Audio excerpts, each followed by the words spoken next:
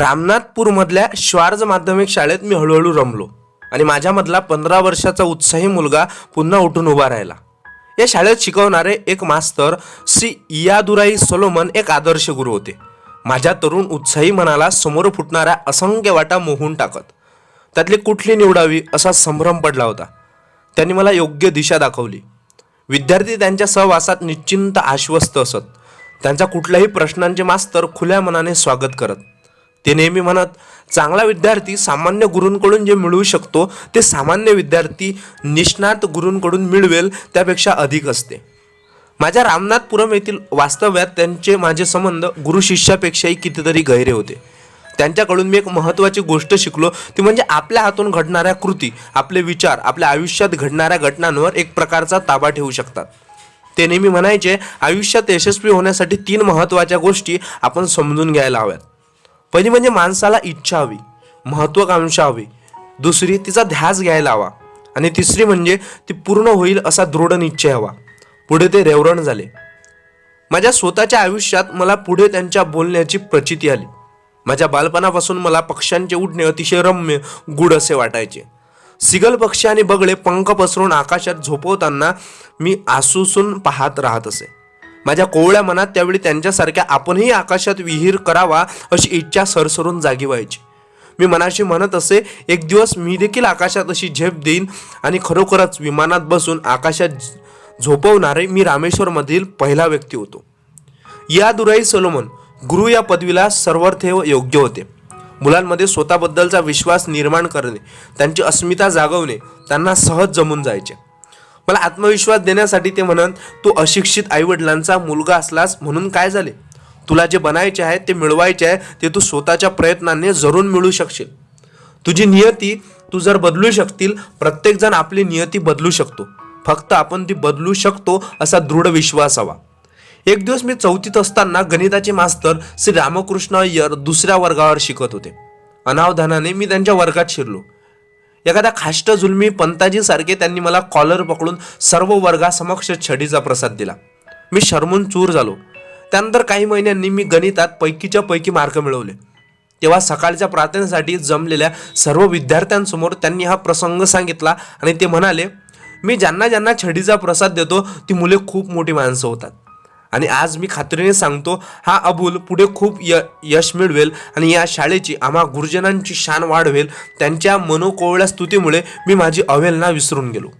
माझे श्वार्ज हायस्कूलमधले शिक्षण संपले. तेव्हा मी एक आत्मविश्वास असलेला, यश मिळवेनच अशी खुणगाट मनाशी बांधलेला मुलगा होतो. पुढे आणखी शिकायचे असा निर्णय घ्यायचा मला क्षणभरही वेळ लागला नाही. त्यावेळी व्यवसाय शिक्षणाची इतकी लाट आली नव्हती. आणखी शिकायचे म्हणजे कॉलेजला जायचे. सर्वात जवळचे कॉलेज तिरुचिरापल्ली म्हणजे त्रिचलापल्ली व त्रिची येथे होते. 1950 मध्ये मी त्रिचीच्या सेंट जोसेफ कॉलेजमध्ये प्रवेश घेतला. मार्कांच्या हिशोबात मी फार बुद्धिमान नव्हतो, पण रामेश्वरमधल्या माझ्या 2 मित्रांच्या कृपेने मनाला व्यावहारिक कंगोरे लाभलेले होते. मी रामनाथपुरमच्या श्वार्ज हायस्कूलमध्ये असताना सुट्टीसाठी रामेश्वरमला धाव घ्यायचो. तेव्हा माझा मोठा भाऊ मुस्तिफा कलाम आपल्या स्टेशन रोडजवळच्या किराणा दुकानात मला मदतीसाठी बोलवायचा आणि मग माझ्यावर दुकान सोपून तासनतास गुलवायचा. मी तेथे तेल मापत असे, कांदे तांदूळ मोजून विक्री करत असे. तेव्हा माझ्या लक्षात एक गोष्ट आली, दुकानातील सर्वाधिक खपणारी वस्तू म्हणजे सिगरेट आणि भिड्या आहेत. मला आश्चर्य वाटायचे, दिवसभर घाम गाळून कमावलेला पैसा असा धुरात जाळून टाकावा असे या गरीब लोकांना कसे काय वाटते. तिथून सुटका झाली की माझा धाकटा भाऊ कामिस मोहम्मद आपला छोटासा गाळा माझ्यावर सोपवायचा. मग तेथे मी समुद्रातील शंख शिंपल्यांपासून बनवलेल्या कलाकुसरीच्या वस्तू प्रवाशांना विकत असे. सेंट जोसेफ कॉलेजातही मला उत्तम गुरुजन लाभले. Reverend father TN. स्विकोरो आम्हाला इंग्लिश शिकवत. ते वसतिगृहाचे वार्डनही होते. त्या 3 मजली वसतिगृहात आम्ही 100 विद्यार्थी होतो. हातात बायबल घेऊन रेव्हरंड फादर रोज रात्री प्रत्येक खोलीला भेट देत. मुलांच्या बाबतीत त्यांचा उत्साह आणि अमर्याद सहनशीलता आश्चर्यचकित व्हावे अशी होती. मुलांच्या लहान सहान गरजांकडे त्यांचे बारीक लक्ष होते. दिवाळीच्या दिवशी त्यांच्या सूचनेवरून अभ्यंग स्थानासाठी प्रत्येक मुलाला अंगाला लावायला सुगंधी तेलही दिले जाई. 4 वर्ष मी त्या वसतिगृहात राहिलो. आम्हा तिघां मिळून एक खोली दिलेली होती. श्रीरंगच्या कर्मठ अयंगार कुटुंबातला एक मुलगा होता, तर दुसरा केरळमध्ये कॅथोलिक सिरियन ख्रिश्चन होता. आम्हा तिघांची छान मैत्री जमली. मी 4 वर्ष एकमेकांच्या सहवासात भरपूर आनंद लुटला. तिसऱ्या वर्षी मला शाकाहारी मेसचे सेक्रेटरी पद सांभाळावे लागले. एका रविवारी दुपारी आम्ही हॉस्टेलचे रेव्हरंड फादर कथाकलित यांना जेवायला बोलवले. आम्हा तिघांच्या घरी होणारे उत्तमातले उत्तम पदार्थ आम्ही खास देखरेखीखाली बनवून घेतले होते. त्यामुळे मेनू अगदी विसंगत झाला होता. पण आमच्या त्यामागचा भावना जाणून त्यांनी आमच्या जेवणाची स्तुती केली. आम्हा विद्यार्थ्यांच्या खास गप्पात ते उत्साहाने सहभागी झाले. सर्वांच्या स्मरणात तो दिवस अजून जसाच्या तसा राहिला आहे. सेंट जोसेफ कॉलेजमधले सर्व प्राध्यापक जणू कांची परमाचारांनी सांगितलेल्या मार्गावरून जाणे पसंत करत. दानातला आनंद उपभोगणे सर्वांना मनापासून आवडायचे. विद्यादान सर्वश्रेष्ठता ते देताना त्यांचे हात कधी आखडले नाहीत. आज देखील गणिताचे 2 प्राध्यापक थोत्तरश्री अयंगर आणि प्राध्यापक सूर्यनारायण शास्त्री कॉलेजच्या परिसरात एकमेकांशी चर्चा करत चालताना पाहिलेले मी डोळ्यासमोर आणतो आणि अनामिक उत्साहाने माझे मन भरून जाते. कॉलेजच्या शेवटच्या वर्षाला असताना मला इंग्लिश साहित्याची गोडी लागली. त्या वर्षी क्लासिक गणली जाणारी अनेक प्रसिद्ध इंग्रजी पुस्तके मी वाचली. टॉयस्टॉल, हार्डी, स्कॉट हे माझे आवडते लेखक आहेत. मग हळूहळू काही तत्वज्ञानावरच्या पुस्तकांकडे वळलो. फिजिक्स हा माझा त्यात काळात विशेष आवडीचा विषय बनला. प्राध्यापक चिन्नादुराई आणि प्राध्यापक कृष्णामूर्ती आम्हाला अणुविज्ञान शिकवत असत.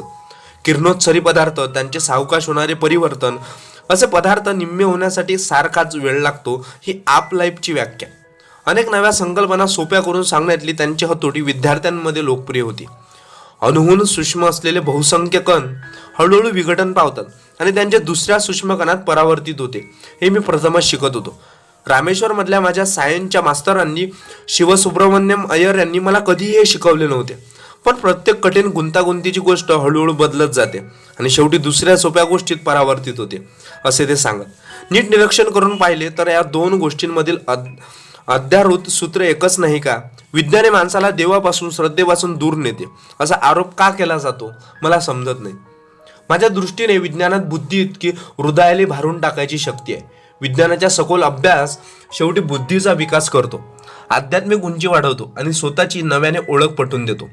विज्ञानाच्या वस्तुनिष्ठ विचार पद्धतीमुळे अनेक गैरसमज उत्पन्न झालेले आहेत. मला विश्वाच्या पसाराचा अभ्यास करणारी विज्ञानाची शाखा कॉस्मॉलॉजी या विषयावरची पुस्तके वाचणे मनापासून आवडते. अवकाशातील ग्रह तारे, त्यांचे भ्रमण याबद्दल मला प्रश्न विचारताना माझे अनेक मित्र मला हळूच ज्योतिषशास्त्रावरचे प्रश्न विचारतात. ॲस्ट्रॉलॉजी, आपल्या सूर्यमालेतील दूरवर पसरलेल्या ग्रहांच्या भ्रमणाला इतके महत्त्व का दिले जाते मला समजत नाही. एक कला म्हणून मी ज्योतिषशास्त्राचा विरुद्ध नाही, पण विज्ञानाच्या पायावर अधिष्ठित असे स्वरूप जेव्हा त्याला दिले जाते तेव्हा मी त्याचा विरोध करतो. ग्रहांच्या उपग्रहांच्या भ्रमणाचा मानवी जीवनावर, भविष्यावर परिणाम होतो यावर माझा अजिबात विश्वास नाही. काहीतरी अगम्य अशी आकडेमोड करून निष्कर्ष काढायचे हे मला अविवेकी वाटते. माझ्या दृष्टीने पृथ्वी हा सर्वात शक्तिमान ग्रह आहे. प्रख्यात इंग्लिश कवी जॉन मिल्टन आपल्या पॅराडाईज लॉस्ट या कवितेत म्हणतात, सूर्य, पृथ्वी आणि ग्रहमालेच्या मध्यभागी असला तर काय झाले? पृथ्वी किती स्थिर भासते, 3 वेगळ्या गती असूनही. पृथ्वीची महानता किती समर्पक शब्दात कवी मांडतो. या सर्वोत्तम ग्रहावर गती आहे, जीव आहे, दगड, धोंडे, खडक, धातू, लाकूड, माती आहे. मृत वाटणाऱ्या वस्तूंमध्ये सतत सूक्ष्म बदल घडत असतात. स्थिर दिसणारा प्रत्येक पदार्थ अणुरेणींनी बनलेला असतो. प्रत्येक अणूत मध्यभागी न्यूक्लियस असतो आणि त्याभोवती इलेक्ट्रॉन्स फिरत असतात. आपल्या विद्युत भाराच्या शक्तीने न्यूक्लियस इलेक्ट्रॉन्सला आपल्याशी बांधून पण एका विशिष्ट अंतरावर ठेवतो. आंतरिक ऊर्जेने परिपूर्ण अशा व्यक्तीने बंधनात राहणे नाकारावे, तसे इलेक्ट्रॉन्स सतत भ्रमण करत राहतात. जितके न्यूक्लियसच्या जवळ तितकी त्यांची गती जास्त आणि ती किती वाढते? हजारभर किलोमीटर अंतर एका सेकंदात इलेक्ट्रॉन काढू शकतो. जणू न्यूक्लियसने बंधनात ठेवल्याची प्रतिक्रिया व्यक्त करतो. या प्रचंड गतीमुळे अणू स्थिर भासतो. प्रचंड वेगाने गरगरणाऱ्या पंख्यांची पाती चकातीप्रमाणे दिसावी त्याप्रमाणे आतमध्ये खूप रिकामी जागा असूनही तो घनरूप दिसतो. अणूमध्ये पदार्थाच्या तुलनेने खूप रिकामी जागा असते, तरी प्रचंड दाब दिल्यावर त्यांचे आकारमान कमी होऊ शकत नाही. ज्याला आपण घनरूप समजतो त्यामध्ये खूप रिकामे अवकाश असते आणि ज्याला आपण स्थिर म्हणतो त्यामध्ये प्रचंड प्रमाणात गती असलेले कण असत फिरत असतात. हा प्रत्यक्षाचा आणि डोळ्यांना दिसते त्याचा विरोधाभास समजून घेतला आणि मला वाटले आपल्या अस्तित्वाच्या प्रत्येक क्षणी जणू साक्षात शिवशंकराच्या पृथ्वीवर तांडव नृत्य सुरू असते. मी सेंट जोसेफमध्ये BSc करत असताना एका विज्ञानाच्या विद्यार्थ्यासमोर करिअरच्या संदर्भात किती आणि कोणते पर्याय उपलब्ध असतात याची मला काहीच कल्पना नव्हती. त्यामुळे BSc झाल्यावर किती आवड असली तरी फिजिक्सचा अभ्यास फक्त संशोधनात्मक पातळीवर उरेल याची कल्पना आली. मला तर प्रत्यक्ष कृतीवर भर देणे आवडले असते. त्या दृष्टीने इंजिनिअरचा अभ्यास मला माझ्या स्वप्नांच्या जवळ नेऊ शकला असता. तसे मी इंटरच्या परीक्षेनंतर अभियांत्रिकीकडे वळू शकलो असतो, पण मला काहीच पूर्वकल्पना नव्हती. BSc नंतर मी मद्रासच्या सुप्रसिद्ध अभियांत्रिकी कॉलेजमध्ये प्रवेशासाठी अर्ज भरला. संपूर्ण दक्षिण भारतात मद्रास इन्स्टिट्यूट ऑफ टेक्नॉलॉजी हे सर्वोत्तम अभियांत्रिकी कॉलेज होते. प्रवेशासाठी निवड अगदी कसून होत असे. प्रवेश यादीमध्ये माझे नाव एकदाचे येऊ शकले. या कॉलेजातील शिक्षण त्यावेळेच्या मानाने बरेच महागडे होते. प्रवेश फीसाठी हजारभर रुपयांची गरज होती. वडिलांकडे तेवढे पैसे नाहीत आहेत हे मला ठाऊक होते. त्यावेळी माझी बहीण जोहरा माझ्या पाठीशी उभी राहिली. तिने आपल्या सोन्याच्या बांगड्या गळ्यातील साखळी गहाण ठेवली आणि पैसे उभे केले. माझ्या शिक्षणासाठी तिने हे कृत्य केले. मी हेलावून गेलो. माझ्या कुवतीवरचा विश्वास त्यातून व्यक्त होत होता. मी त्याच क्षणी मनोमन शपथ घेऊन टाकली, माझ्या स्वतःच्या पैशातून मी तिच्या बांगड्या आणि साखळी सोडून आणेन. खूप अभ्यास करून शिष्यवृत्ती मिळवणे हा एकच पर्याय त्यावेळी माझ्यासमोर होता आणि तो मी नेटाने प्रयत्न करून मिळवायचा ठरवला. MITच्या प्रांगणात युद्धात न वापरण्याजोगी विमाने ठेवलेली होती. आम्हा विद्यार्थ्यांना विमानाचे वेगवेगळे भाग स्वतंत्रपणे अभ्यासात यावेत हा उद्देश त्यामागे होता. मी त्यांच्याकडे एक वेगळ्याच ओढीने आकर्षला गेलो. कॉलेज संपून बाकीचे विद्यार्थी वसतिगृहात परतले तरी मी त्या 2 विमानांजवळ बसून राहत असे. पक्ष्यांप्रमाणे आकाशात विहार करण्याची माणसाची इच्छाशक्ती मला भारून टाकत असे. पहिल्या वर्षानंतर जेव्हा अभ्यासासाठी विशेष शाखा निवडायची वेळ आली तेव्हा क्षणाचाही वेळ न घालवता मी एरोडायनॅमिक्स या विमानाच्या बांधणीची संबंधित अशी शाखा निवडली. माझे देह आता माझ्या डोळ्यांसमोर स्पष्टपणे दुर्गोच्चार झाले होते. मला आकाशात विमान उडवायचे होते. मला माझ्या मार्गाची खात्री वाटत होती. खरं तर खेड्यातल्या साध्यासुध्या पार्श्वभूमीमुळे मला कधी इतका ठाम निर्णय घ्यायची सवय नव्हती. पण हा निर्णय घेताना मी फारसा कुणाला सल्ला विचारला नाही. तेवढ्यात मी लोकात मिसळायचा, त्यांच्याशी बोलायचं, संबंध जोडायचा विशेष प्रयत्न केला. कधी यश मिळाले, कधी अपयशाचा धनी झालो, पण वाईट न वाटून घेता वडिलांचे शब्द आठवून पुढे जायचा प्रयत्न करत राहिलो. ते म्हणत, जो दुसऱ्यांना समजू शकतो तो सुशिक्षित मानव समजला जातो, पण स्वतःला समजून घेण्याचा खरा शहाणपणा आहे. शहाणपणाची झालर असल्याशिवाय शिक्षणाचा उपयोग होत नाही. माझ्या MIT मधल्या 4 वर्षाच्या शिक्षण काळात 3 प्राध्यापकांनी माझ्या विचारांना खरीखुरी दिशा दिली. पुढील करिअरचा पाया घालणे त्यांनी दिलेल्या शिक्षणामुळेच साध्य झाले. प्राध्यापक स्पॉन्डर, प्राध्यापक AKV पंडलाई आणि प्राध्यापक नरसिंहराव यातील प्रत्येक जण स्वतंत्र व्यक्तिमत्वाचे होते, पण त्यांच्यामध्ये एक महत्त्वाचे साम्यही होते. सतत न थकता ज्ञान देण्याची वृत्ती आणि विद्यार्थ्यांची बौद्धिक भूक भागवायची क्षमता तिघांतही होती. प्राध्यापक स्पॉन्डर आम्हाला एरोडायनॅमिक्स शिकवायचे. मूळचे ऑस्ट्रियन होते आणि एरोनॉस्टिक इंजिनिअरला त्या समृद्ध अनुभव होता. दुसऱ्या महायुद्धात ते नाझीचे कैदी होते. काही काळ त्यांनी नाझीच्या भयानक छळछावणीचाही काढला होता. परिणाम म्हणून त्यांना जर्मन लोकांबद्दल तिटकारा उत्पन्न झाला होता. योगायोग असा की आमच्या विभागाचे प्रमुख प्रोफेसर वाल्टन रेपिदन एक जर्मन गृहस्थ होते आणि कॉलेजचे डायरेक्टर डॉक्टर कुंटॅग हे एक नावाजलेले जर्मन एरोनॉटिकल इंजिनियर होते. दुसऱ्या महायुद्धात त्यांनी असामान्य कामगिरी बजावलेल्या युद्धविमानाचा आराखडा बनवला होता. जर्मन फोकुल FW-190 नावाचे एक माणसाने उडवायचे लढाऊ विमान त्यांनी डिझाईन केले होते. पुढे डॉक्टर टँग बँगलोरच्या हिंदुस्तान एरोनॉटिक लिमिटेडमध्ये गेले आणि भारताचे पहिले जेट फायटर विमान HF मारुत या बांधणीत त्यांनी महत्त्वाची जबाबदारी उचलली. अशा स्थितीत प्राध्यापक स्पॉन्डर आपल्या उच्च व्यावसायिक तांत्रिक दर्जामुळे आपले स्वतंत्र स्थान टिकवून होते. उत्साही, धीरगंभीर असे त्यांचे व्यक्तिमत्व होते. आपल्या विषयातील अत्याधुनिक संशोधन, त्याबद्दलचे ज्ञान मिळवायचा त्यांचा सतत प्रयत्न असायचा आणि आपल्या विद्यार्थ्यांनीही तसेच असावे अशी त्यांची अपेक्षा असायची. मी त्यांना एरोनॉटिक इंजिनिअरची शाखा निवडणार म्हणून सांगायला गेलो तेव्हा त्यांनी मला लाख मोलाचा सल्ला दिला. आपल्या भविष्यातील संधीबद्दल चिंता करू नये, त्यापेक्षा तंत्रज्ञानाचा शास्त्रशुद्ध पाया पक्का करून बुद्धी धारदार बनवावी, मग उत्साहाने ईर्षेने आपल्या आवडत्या विषयात झोकून द्यावे. तुम्हा भारतीयांना शिक्षणाचा, उद्योजक वातावरणाचा अभाव नाही, पण वेगवेगळ्या शाखांबद्दल माहिती मिळून आपल्या व्यक्तिमत्वाला पचेल रुचेल अशी निवड करण्यात गोंधळ करता. एरोनॉटिकल का, इलेक्ट्रिकल व मेकॅनिकल का नको? तुम्हा नव्याने शिक्षण क्षेत्रात शिरणाऱ्या विद्यार्थ्याला मला एकच सांगावंसे वाटते, आपले विशेष अभ्यास शाखा निवडताना आपल्या मनाचा, भावनांचा कौल घ्या. आपल्या त्या विषयाकडे नैसर्गिक ओढा आहे, कल आहे का याचा शोध आधी घ्या. प्राध्यापक KV पंडलाई यांनी आम्हाला विमानाची बांधणी आणि तिचे विश्लेषण कसे करावे ते शिकवले. आनंदी, उत्साही आणि मित्रत्वाच्या भावनेने विद्यार्थ्यांशी बोलणे, त्यामुळे ते विद्यार्थी प्रिय होते. दरवर्षी तोच विषय नव्या दृष्टिकोनातून शिकवायची त्यांची पद्धत सर्वांना आवडायची. स्ट्रक्चरल इंजिनियर म्हणजे बांधणीची अभियांत्रिकी या विषयाची ज्ञानकवाडे उघडून त्यांनी आमच्यासाठी खुली केली. त्यांच्या हाताखाली शिकलेला प्रत्येक विद्यार्थी त्यांच्या अफाट बुद्धीने आणि आकलन शक्तीने भरून जायचा. आपल्या ज्ञानाच्या बुद्धिवैभवाच्या अहंकाराचा लवलेश त्यांच्या शिकवण्यात नसायचा. वर्गात कधी कधी विद्यार्थी त्यांच्या मताशी सहमत होत नसतील तर ते मत व्यक्त करायचा मोकळेपण विद्यार्थ्यांना वाटे, असे त्यांचे रुजू व्यक्तिमत्व होते. प्राध्यापक नरसिंहराव गणितज्ञ होते. त्यांनी एरोडायनॅमिक्स या विषयाच्या गुंतागुंतीच्या गणितीय संकल्पना आम्हाला शिकवल्या. त्यांची शिकवायची पद्धत आदर्श होती. डायनॉमिक्स म्हणजे गतिशास्त्र. हे घन, द्रव, अर्धद्रव आणि हवा यासाठी थोडे वेगळे आहे. अर्धद्रवाचे गतिशास्त्र शिकवलेले मला इतके भावले की मला गणितीय भौतिकी त्या काळात फारच आवडायला लागली. एरोडायनॅमिक्स या विषयावरचे जे काही छापून त्यातली समीकरणे वगैरे योग्य ते निवडून बाजूला ठेवायची सवय त्यांनी मला लावली. त्याचा मला पुढेही फार उपयोग झाला. एरोनॉटिक्स म्हणजे हवेतील वाहनांचे शास्त्र. त्यांची अभियांत्रिकी हा अतिशय आव्हानात्मक, बुद्धीला खाद्य पुरू शकणारा आणि त्यामुळे आवडू शकेल असा विषय आहे. त्यामध्ये स्वतंत्र आणि पलायन, वाहत जाणे, घसरत जाणे, हालचाल, गती यामधील सूक्ष्म फरक वैज्ञानिक दृष्टीने शिकता येतो. या विषयाची मर्मे स्वतंत्र्याचा खरा अर्थ समजावून सांगतात. माझ्या गुरुजनांनी या गहन विषयाची सर्व गुपिते मर्मे आम्हा विद्यार्थ्यांना उलगडून दाखवली. त्यांच्या नेमक्या शिकवण्यामुळे हा विषय समजण्यातला आनंद आम्ही उपभोगू शकलो. त्यांनी अफाट बुद्धिमत्ता, विचारांची स्पष्टता आणि परिपूर्णतेचा ध्यास घ्यायची शिकवण, त्यामुळे गांभीर्याने अर्धद्रव गतिशास्त्र, फ्लुइड डायनॉमिक्स या विषयाचा सर्वांगीण अभ्यास केला. ज्या विमानांचा वेग ध्वनीहून अधिक असतो अशा स्वनातील विमानाच्या प्रवासामुळे हवेमध्ये आकुंचन होऊन अधिक दाबाचे पट्टे निर्माण होतात आणि ते लहरी बनून पसरतात. त्यांना शॉक वेजेस म्हणतात.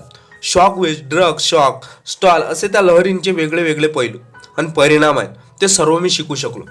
हळूहळू सगळ्या संबंधित विषयाची माहिती डोक्यामध्ये साठत गेली आणि विचारांचे मंथन सुरू झाले. विमानाचे आराखडे, वेगवेगळे भाग या सर्वांना नवे अर्थ लाभायला लागले.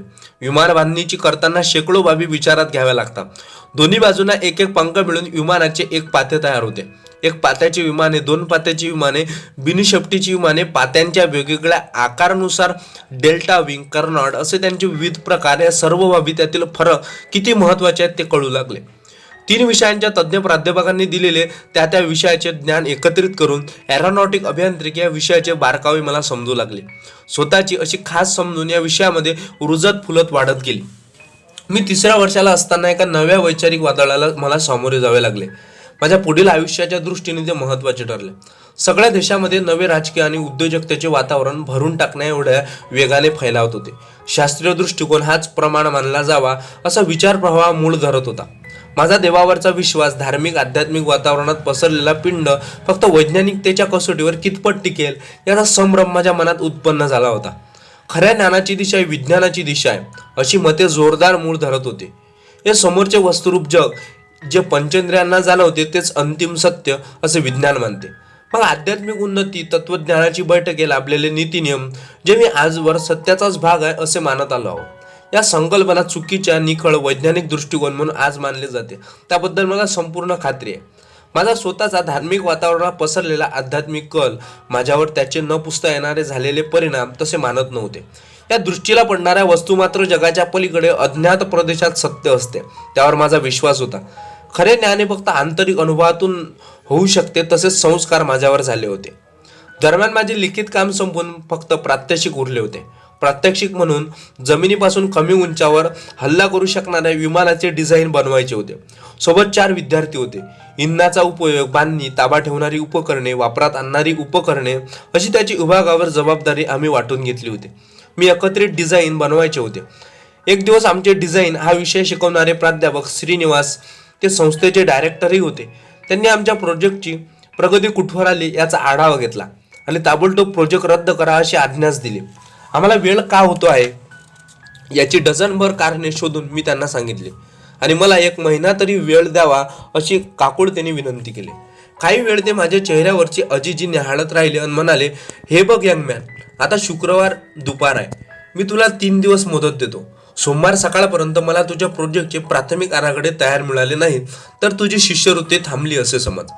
माझ्या पोटात भला थोरला खड्डा पडल्यासारखं मी गप्प झालो. माझी शिष्यवृत्ती काढून घेतली असती तर मला श्वास घेणे मुश्किल झाले असते. सांगितलेल्या वेळेत काम पूर्ण करण्याशिवाय तरणोपाय नव्हता. मी सगळी रात्र न जेवता मी ड्रॉइंग बोर्डापाशी उभी राहून काढली.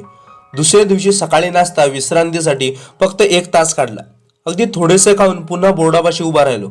रविवार सकाळपर्यंत माझा आराखडा जवळजवळ पूर्ण होत आला होता. एकाग्र होऊन मी बोर्डापाशी मग्न होतो. अचानक मला कोणाची तरी पाठीमागे चाहूल लागली.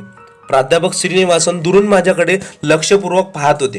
ते सरळ जिमखान्यातून खेळून परतताना डोकावले असावेत, कारण अंगावरती टेनिस खेळण्यासाठी वापरत असे कपडे होते. माझे पाय कुठवर आले आहे ते बघण्यासाठीच ते आले होते. त्यांनी जवळ येऊन बोर्डावरचे कागद बारकाईने पाहिले आणि मग मला हाताने कवेत घेऊन म्हटले, प्रेमभराने पाठीवर शाबासकी देत थोपटत म्हणाले, एक अशक्य काम वेळेचे बंधन घालून तुझ्यावर मी सोपवले. याची मला कल्पना होती, पण त्यामुळे तणावाखाली तू उत्तम काम करू शकतोस हे माझ्या निदर्शना आले. तो क्षण माझ्यासाठी किती हलका बनला याची कुणीही कल्पना करू शकेल. प्रोजेक्टचे काम करून उरलेल्या वेळात मी एक निबंध स्पर्धेत भाग घेतला. MIT तामिळ संगम या नावाचे एक साहित्य मंडळ आमच्या कॉलेजात कार्यरत होते. तामिळ ही माझी मातृभाषा. मला या भाषेचा खूप अभिमान आहे. रामायणपूर्व काळात अगस्ती ऋषीपर्यंत या भाषेचा माग घेता येतो. इसवी सनापूर्वी 5 शतके त्या भाषेत साहित्यकृती जन्माला आल्या. ही भाषा पुढे भाषाशास्त्रातील दिग्गजांची आणि वकिलांनी समृद्ध केली. आंतरराष्ट्रीय पातळीवर भाषाशास्त्राचे नियम काटेकोरपणे पाळणारी भाषा असा तिचा लौकिक होता. विज्ञानासारख्या विकास पावणारा विषय त्या भाषेचा कक्षेबाहेर राहू नये अशी मला तळमळ होती. आपण आपले विमान बनवूया या शीर्षकाचा एक लेख मी तामिळमध्ये लिहिला. विषयाच्या निवडीपासून तो सर्वांना अतिशय आवडला. मी स्पर्धा जिंकली. त्यावेळेच्या सर्वात लोकप्रिय साप्ताहिक आनंद विकटनचे संपादक श्री देवन यांच्या हातून मी पहिले बक्षीस घेतले. माझ्या स्मृतिकोशात घर करून राहिलेली सर्वात हृदय आठवण प्राध्यापक स्पॉन्डर यांची आहे. त्या दिवशी आम्ही सर्व शेवटच्या वर्षाचे विद्यार्थी निरोप समारंभ साजरा करत होतो. फोटो काढण्यासाठी विद्यार्थ्यांच्या 3 ओळी परंपरेप्रमाणे मागे वेगवेगळ्या उंचीवर उभ्या राहिल्या. सर्व प्राध्यापक वर्ग समोर खुर्चीवर बसला होता. मी शेवटच्या ओळीत उभा होतो. एकाएकी प्राध्यापक स्पॉन्डर उभे राहिले आणि मागे वळून शोधल्यासारखे पाहू लागले. माझ्याशी नजरानजर होताच त्यांनी म्हटले, खाली ये आणि माझ्या शेजारी पुढे बस. त्यांच्या निमंत्रणाने मी आश्चर्यात आनंदात बुडून गेलो. तू माझा सर्वोत्कृष्ट विद्यार्थी आहेस. भविष्यात तुझ्या कार्यक्षमतेने आणि सतत उद्योगात राहायच्या वृत्तीमुळे तू तुझ्या गुरुजनांचे नाव उज्ज्वल करणार आहेस. त्या मनमोकळ्या स्तुतीने मी लाजून गेलो, पण माझ्यातल्या गुणांची ती पावती होती. मी सुखावलो आणि प्राध्यापक स्पॉन्डर यांच्या शेजारी बसून फोटो काढून घेतला. देवाची तुझ्यावर सदैव कृपादृष्टी असू दे. तुझ्या भविष्यातील वाटचालीला त्याच्या कृपेची प्रकाश उजळू दे. फारसे न बोलणारे प्राध्यापक स्पॉन्डर यांनी या शब्दात मला निरोप दिला. MIT मधून मी हिंदुस्तान एरोनॉटिक्स लिमिटेड या बेंगलोरमधल्या संस्थेत प्रशिक्षणार्थी म्हणून रुजू झालो. विमानाची देखभाल करणाऱ्या, त्यांना काटेकोरपणे सुव्यवस्थित ठेवणाऱ्या टीममध्ये माझा समावेश झाला होता. ते काम खूप काही शिकवणारे होते. इतके दिवस वर्गात शिकवलेले, पुस्तकात वाचलेले प्रत्यक्ष आचरणात आणून तपासण्यात एक वेगळाच आनंद होता. अनोळखी गर्दीमध्ये जुन्या गाढ ओळखीचा कुणीतरी भेटावा, तसे ते काम करताना एखादी पुस्तकात वाचलेली, अभ्यासलेली विज्ञानातील संकल्पना भेटे आणि त्या क्षणी मन आनंदाने भरून जाई. दट्ट्या पुढे मागे होऊन चालणारी पिस्टन आणि गोल फिरणाऱ्या आसावर चालणारी टबाईन या 2 प्रकारांच्या विमानांची देखभाल मी करत असे. हवेचे गतिशास्त्र आणि आपोआप होणारा प्रसार या 2 संदिग्ध क्रिया प्रत्यक्ष वापर करताना पाहिल्यामुळे अनेक संकल्पना मी स्पष्टपणे समजावून घेऊ शकलो. मला चक्राकार गतीच्या इंजिनात विशेष प्रशिक्षण देण्यात आले. विमानाचा प्रमुख भाग क्रॉन्कशाफ्ट, ज्यांच्यामुळे पेट्रोलच्या ज्वलनाने मिळणारी ऊर्जा आणि विमानाला गती मिळून उडणारी यंत्रणा यांचा संबंध जोडला जातो. त्याची झीज तुटणे मला तपासावे लागे. विमानाच्या पात्यावर पंखे बसवलेले असतात, त्यामागे इंजन असते. त्यांची अचूक मोजमापे मला घ्यावी लागत. हवेचा दाब उत्पन्न करून विमान तरंगते ठेवले जाते आणि मग ऊर्जा पुरवून त्याला वेग दिला जातो. विमानाचा वेग नियंत्रित करणारी यंत्रसामग्री उघडून मी तपासून करू लागलो. विमानाची शक्तिशाली टेम्बो इंजिने सुरू झाली की प्रचंड वेगाने पंखे गरगरून लागतात. त्यासाठी विशिष्ट पद्धतीने हवेचा पुरवठा करावा लागतो. तीही यंत्रणा तपासू लागलो. विमानाच्या पात्यांची बांधणी हा एक महत्त्वाचा घटक आहे. हवेचे नैसर्गिक झोत वरच्या वातावरणात असतात. त्यांचा उपयोग उडण्यासाठी करून घेता येतो. ज्या दिशेने झोताची ओढ असेल तिथले इंजन हळूहळू बंद करून तो झोत उडण्यासाठी वापरले मला फेदरिंग म्हणतात। झोताची दिशा बदलली की हवेतच इंजन चालू करून पूर्वस्थितीत आणावे लागते, याला अनफेदरिंग म्हणतात। याचा योग्य वापर करून कमीत कमी ऊर्जा उड्डाण चालू असताना वापरता येते। तसेच विमान उतरवताना इंजन विरुद्ध दिशेला फिरून हळूहळू वेग कमी करावा लागतो, त्यासाठी रिव्हर्स प्रोपेलिंग करावे लागते। या सर्व प्रत्यक्ष उडण्याच्या क्रियेशी संबंधित अशा यंत्रणांचा अभ्यास करणे खूप आव्हानात्मक तसंच आनंद देणारे होते। हवेच्या झोताच्या दिशेची विमानाच्या पात्यांचा होणारा कोन त्यावर नियंत्रण ठेवणे हा नाजूक कौशल्यांचा भाग आहे। HAL मधले काही तंत्रज्ञ त्याची प्रात्यक्षिके दाखवायचे, ते अजूनही माझ्या डोळ्यांसमोर तरळतात। त्यांनी कुठल्याही विद्यापीठात रूढ शिक्षण घेतले नव्हते। आपले वरिष्ठ सांगतात ते आंधळेपणाने स्वीकारणेही त्यांना मंजूर नव्हते। सहाय्यक म्हणून वर्षानुवर्षाचा प्रत्यक्ष अनुभव त्यांच्याकडे होता। त्या अनुभवातून आलेल्या आतल्या आवाजाने ती विमानाची स्थिती गती बिघाड ओळखू शकत। HAL मधील प्रशिक्षण संपून मी एरोनॉटिकल अभियंता म्हणून बाहेर पडलो तेव्हा माझ्यासमोर 2 संधी उभ्या होत्या। दोन्ही आकाशात विहार करायच्या माझ्या स्वप्नांना प्रत्यक्षात आणू शकतील अशा होत्या। एक, हवाई दलात वैज्ञानिक म्हणून सामील व्हायचा पर्याय होता, आणि दुसरा, संरक्षण खात्यात एक विशेष विभागात डायरेक्टोरेट आणि टेक्निकल डेव्हलपमेंट अँड प्रोडक्शन उर्फ DTT&P यात होता।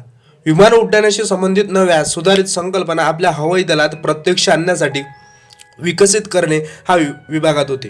मी दोन्हीकडे अर्ज केले। एकाच वेळी मागे पुढे मला मुलाखतीला बोलावण्यात आले। हवाई दलाची डेहराडून आणि DTT&P याची दिल्लीला मुलाखत होती। दक्षिणेच्या कारोमंडेल किनाऱ्यावरचा मुलगा उत्तर दिशेला जाण्यासाठी रेल्वेमध्ये बसला। जवळजवळ 2000 किलोमीटरचा प्रवास होता। त्या प्रवासात माझ्या मातृभूमीचा विशाल पट प्रथमच माझ्या नजरेसमोर उलगडला गेला।